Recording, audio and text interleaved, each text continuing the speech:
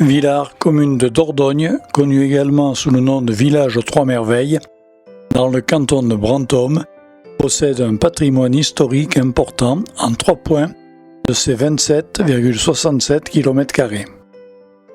La grotte du Cluseau, dont les gravures rupestres datent du Paléolithique supérieur, le château de Puy-Guillem, datant du XVIe siècle de style Renaissance, est classé au titre des monuments historiques depuis 1912, les ruines de l'ancienne abbaye cistercienne de Beauchaux du XIIe siècle, également classées au titre des monuments historiques depuis 1950.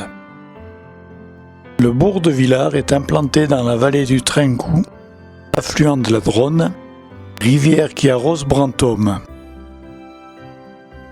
Villars est situé sur la voie Lémo-Vicens-6, chemin de Saint-Jacques-de-Compostelle, qui au départ de Vézelay et en passant par Saint-Léonard-de-Noblat et Périgueux, rejoignait les voies Podien-6 qui partaient du Puy-en-Velay et Turonin-6 qui partait de Paris à Ostaba, près de Saint-Jean-Pied-de-Port dans le Pays Basque.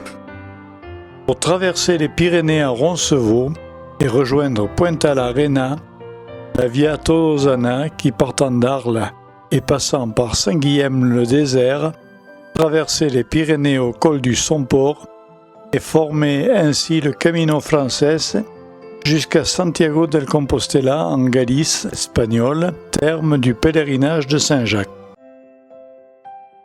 C'est au départ de la Gorse, village de la commune de Villars, que nous partons visiter les ruines de l'abbaye de Beauchaux. Des ermites, désirant vivre une vie monastique commune, sont sans doute à l'origine de la fondation de l'abbaye. À la mort de Géraud de Salles en 1120, les évêques proposèrent aux communautés de s'affilier à l'ordre cistercien. Alors que les abbayes voisines s'affilient rapidement à celles de Cadouin ou de Dallon, Beauchaux attend plusieurs décennies avant de choisir de s'affilier le 20 janvier 1163 à Notre-Dame-de-Ré, nommée aussi abbaye des Châteliers, dont les ruines sont situées sur la partie orientale de l'île de Ré.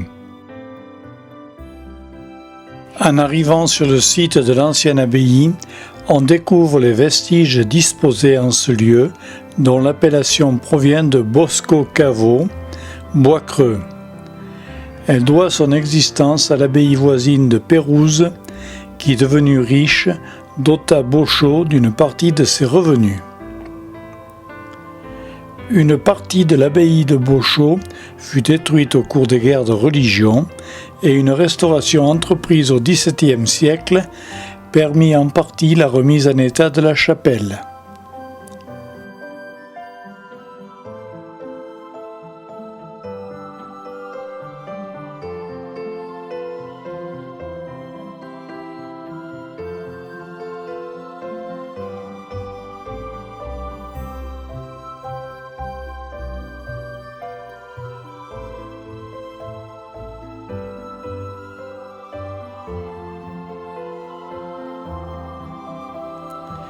La Révolution fut le début de la ruine de l'abbaye et de nos jours, on ne peut que découvrir les ruines subsistantes. L'église, le bâtiment oriental du cloître datant du XIIe siècle, tout ceci d'après un plan traditionnel des cisterciens.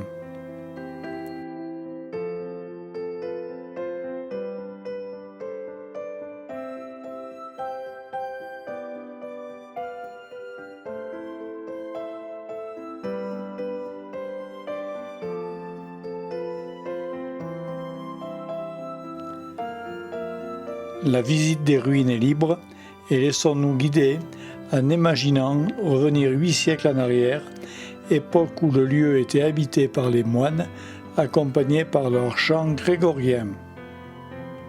Bonne visite.